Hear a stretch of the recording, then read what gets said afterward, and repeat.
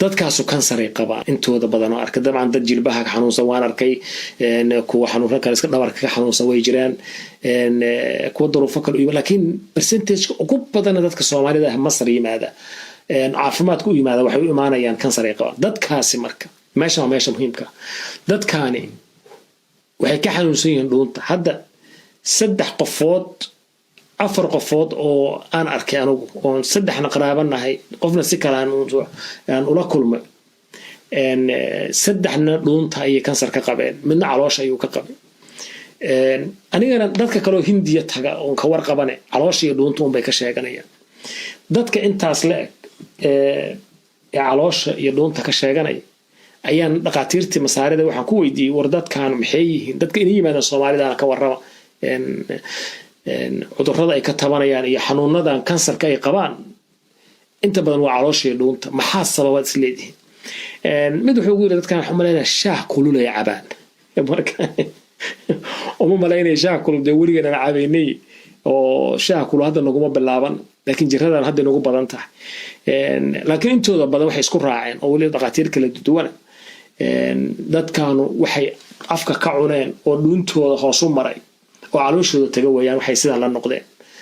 waxa hayaa waa wax dhuuntooda maray inta bixin karta aad u yartahay dadka wadanka dhaqaalaha heli kara laana dadka aniga arkay 20,000 25,000 ayaa ku baxaysa daaweyntooda tigidkooda iyo noloshooda guriga ay kireenayaan $400 $300 waay guriga loo kireenay noloshooda waa bishii marka waxa ku baxaysa noloshooda $1,200 ku baxaysa dadkaas waxa laga yaabaa 4 bilood 5 bilood inuu joogo daawooyinkoodii lacag badan ku baxaysa dadka awooda ee soo bixin kara ee dibadda daawo soo aad kara percentage-ka dadka Soomaalida hadii la qiyaaso tiradooda waxa la dhigi karaa 100% in aad u yar ayaa awood inay dibadda soo aado oo suurtagal u tahay inay dibadda isku soo daawayaan bas dadka intooda badan ma awoodaan laana dhaqaalaha dadka Soomaalida ognahay dadka gudaha kulli aanaya sariirtooda isaga dhimanay ee jiingadahoodii cudurkaan ku hay ama baadiyihii geedaha hoostooda ku dhimanay ayaa 3 wajibaar ka badan kuwa soo dhoofay waxa ummadeena marka ku dhacay cudur halisa oo runtii xanuun badan oo dhibaato badan oo adduunkiina dhibaato weyn u geysanay laakiin maanta la daaweyn karo wax badan iska bedela way sida waaga hore ahaa jiray ujeedada marka waxa weeyaan Soomaaliya inaad baraarugtaan oo aad Ilaahay ka cabsataan dadka laba group ayaan arintan sabab iska leh Ilaahay subhanahu wa ta'ala kula xisaabtami doona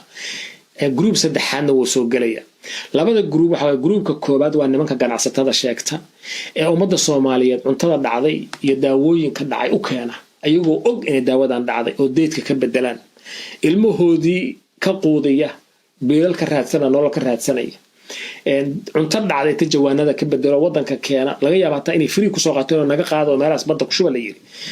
Soomaalida ta jawaanada ka bedelo cunto kale ku dhex daro qaarkood laga inay dhaqaan haddana dadkii ka iibinay ogyihiin inay waxaan poison yihiin inay sun yihiin inay nuclear ummadda Soomaaliyeed qofka sun inay calooshiisa geynayaan ay ogyihiin waana wax muuqdo maanta ummadda aan qarsoonayn impact tagaysa ma dabcan muddo dheer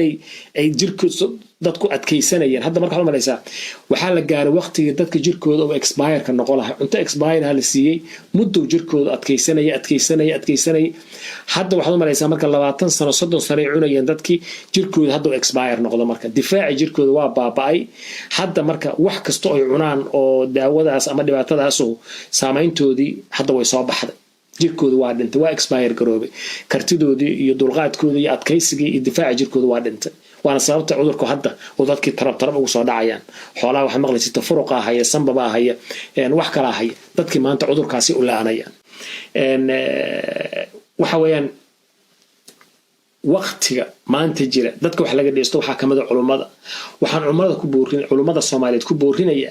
Ilaahay subhanahu wa ta'ala platform oo inay masaajidiyadii oo boqolaal qofood ku xiran yihiin kumanaan ku xiran yihiin ayaad fursad u haysataan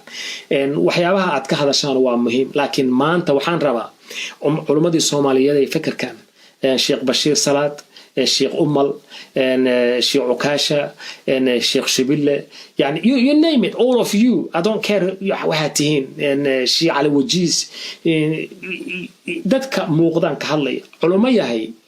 umada Soomaaliyeed waxaad uga digtaan qatarta aan ka hadlay